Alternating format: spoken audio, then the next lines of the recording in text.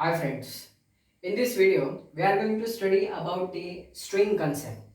In previous videos, if you have watched, we have seen about the one of the basic concept, that is symbols. So the string concept is followed by the symbols. Let's see the actual concept now.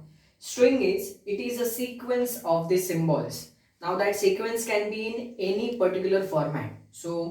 And symbol means, in that video we have seen a symbol can be anything, like a small case alphabet A, it can be B also, it can be a numeric value also, means it can be 0, 1, 2, anything can be considered as a symbol. 0, 1, 2, so on.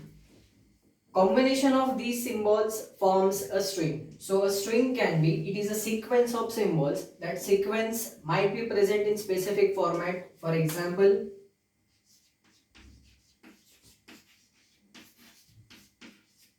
see this. A can be a string. A symbol can be repeated based on the requirement. A, B, 1, 0, 0, 1, 0, 0. So symbol is nothing but string is nothing but sequence of symbols. So this is the example of string. Thank you.